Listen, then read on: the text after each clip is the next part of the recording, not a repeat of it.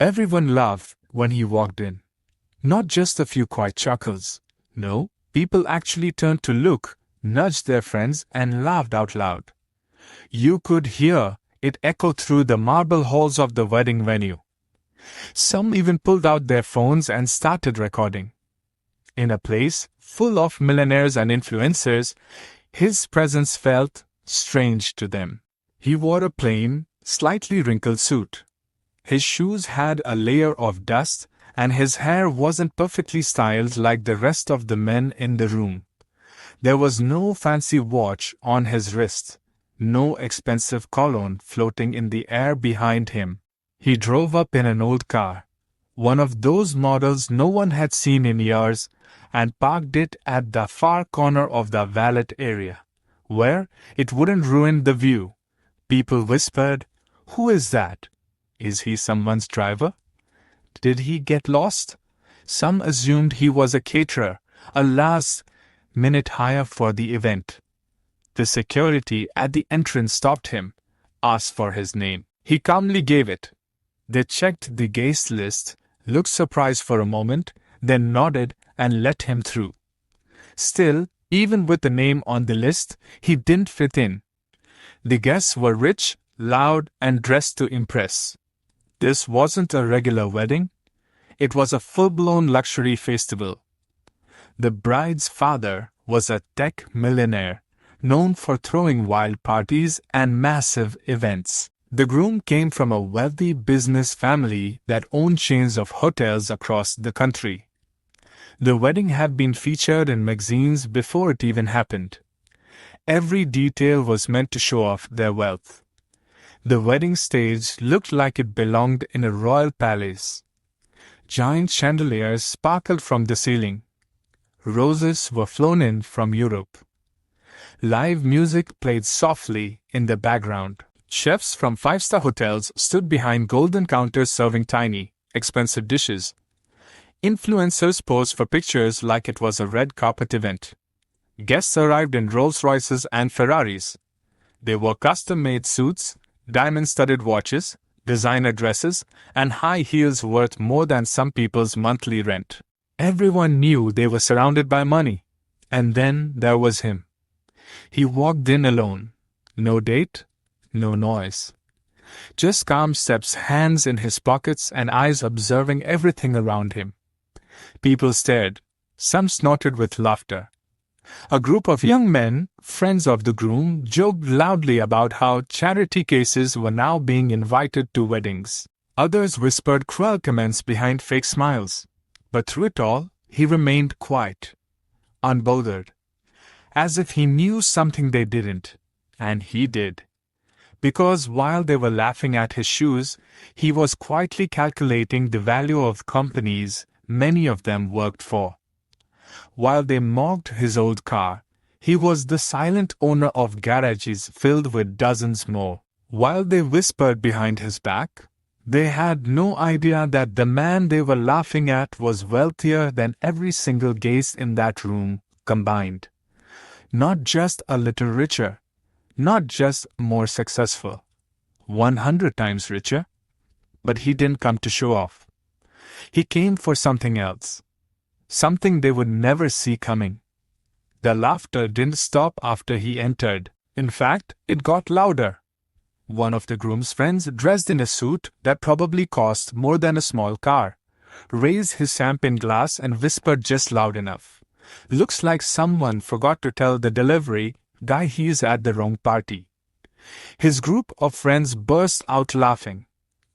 Another guest, clearly amused, asked him where the buffet was, assuming he worked there. He didn't respond, just smiled politely and kept walking.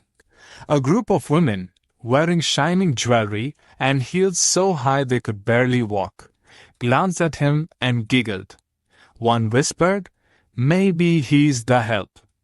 Someone must have lost a driver." Another replied, "Or he's here to crash the wedding and steal some cake." More laughter followed. The worst part, no one stood up for him. Not a single person. The guests either laughed, stared, or ignored him completely. The groom's uncle gave him a strange look and muttered, "Why are they letting people like him into events like this now?" The bride's cousin, with a smug face, walked over and said, "Excuse me, sir, if you're looking for the staff room, it's that way." Still, he didn't argue. He didn't correct them. He just nodded and smiled, like their words meant nothing. He moved to a quiet corner and stood alone while everyone else laughed, danced, and celebrated. No one offered him a seat. No one greeted him. Even the servers hesitated to ask if he needed anything, probably confused if he was one of them or not. People kept glancing at him, whispering, judging, and yet his expression never changed. Calm, quiet, almost peaceful. It was as if he had expected this, as if he knew they would laugh, as if their opinions didn't matter, not even a little.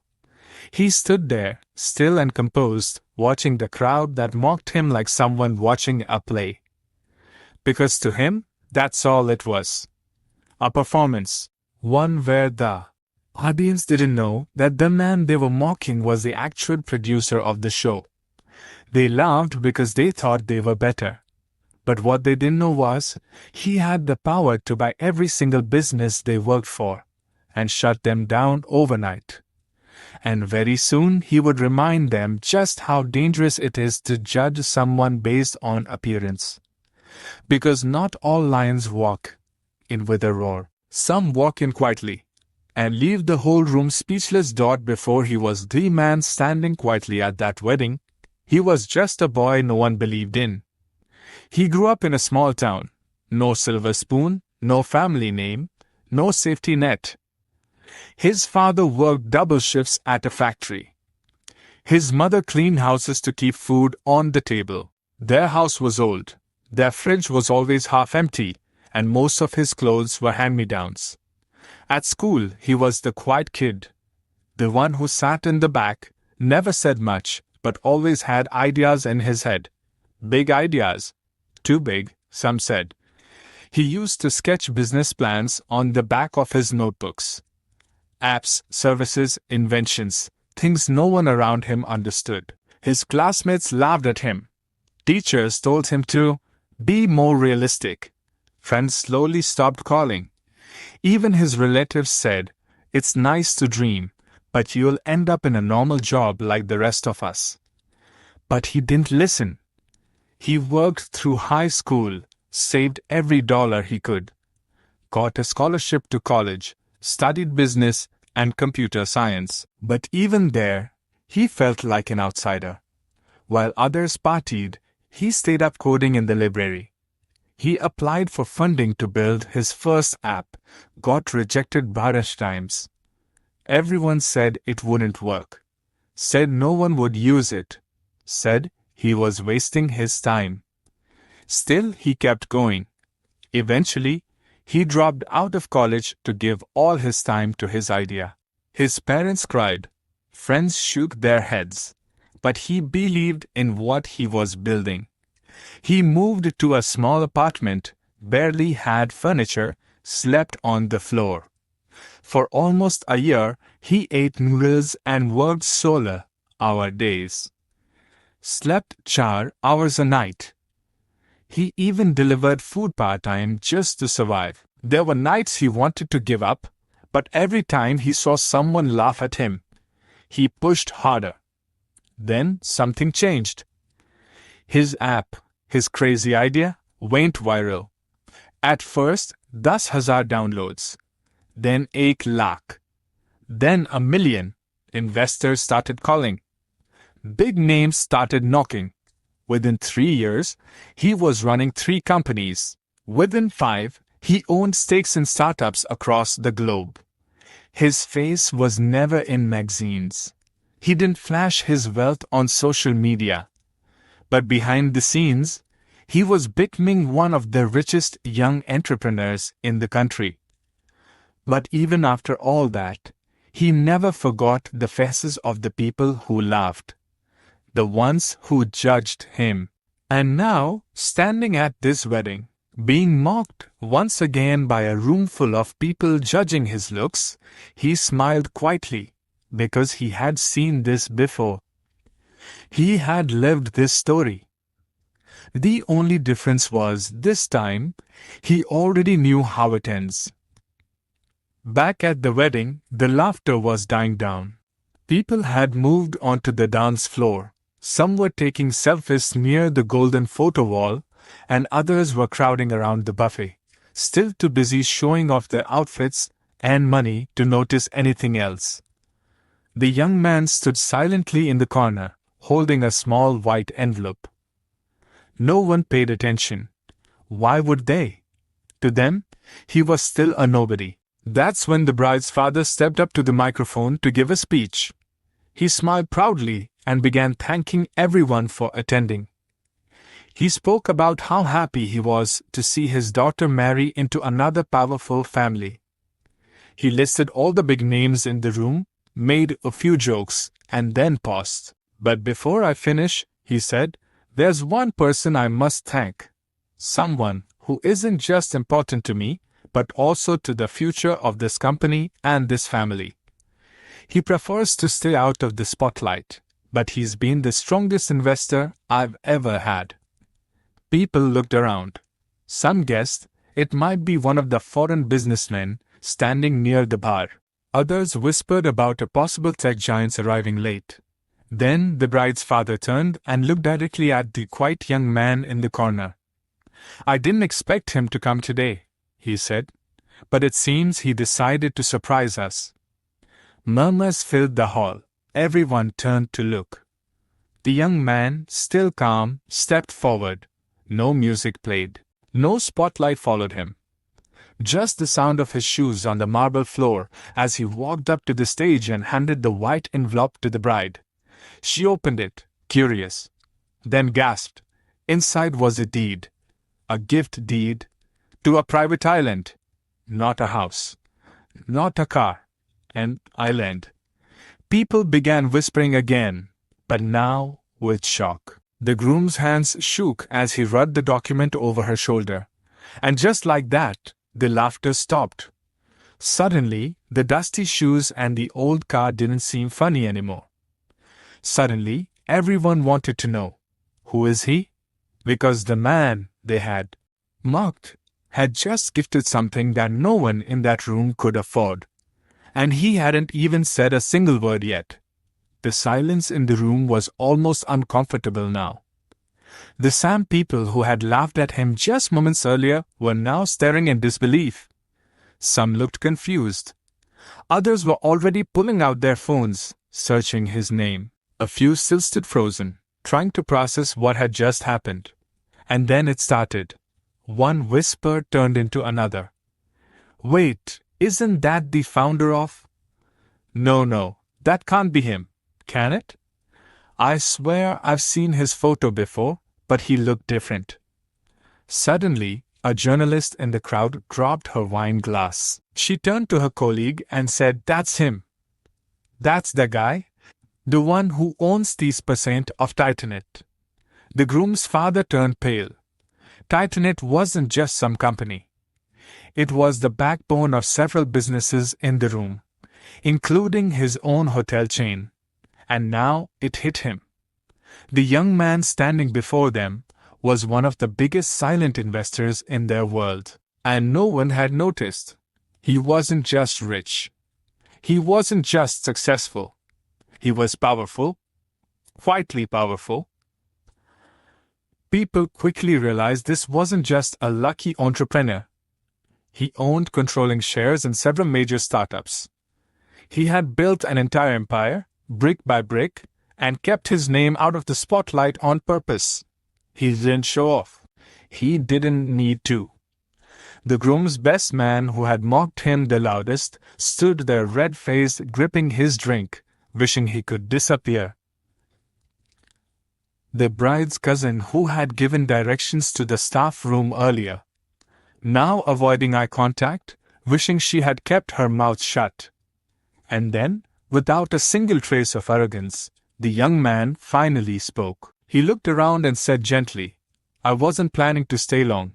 I just came to wish the couple well. But thank you for reminding me why I always choose to stay low-key."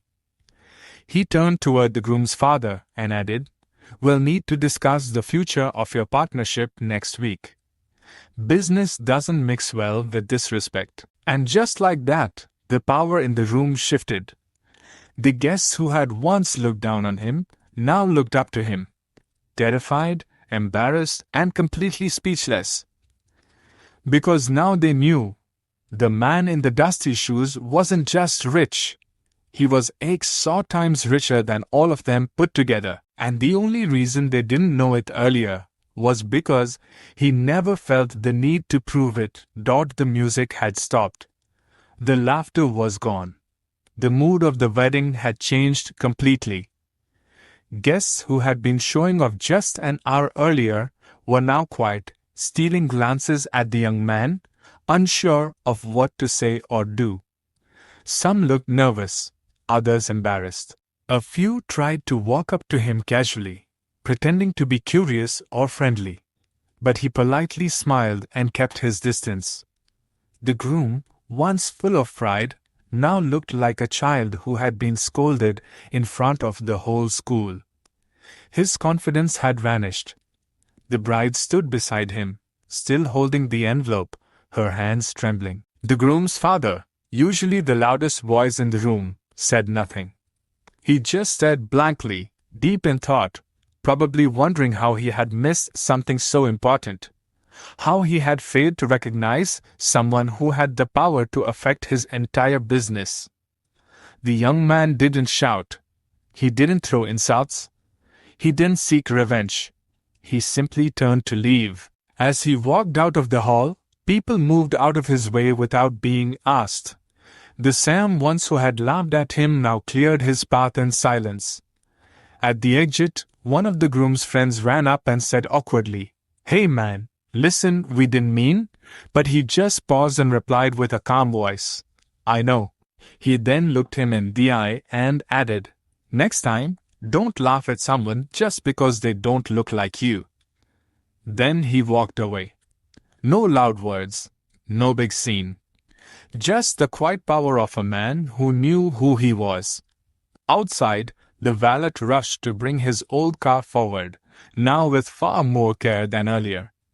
But he didn't even glance at the luxury cars lined up next to his. He got in, turned the key, and drove away, leaving behind a room full of people who would never forget that night.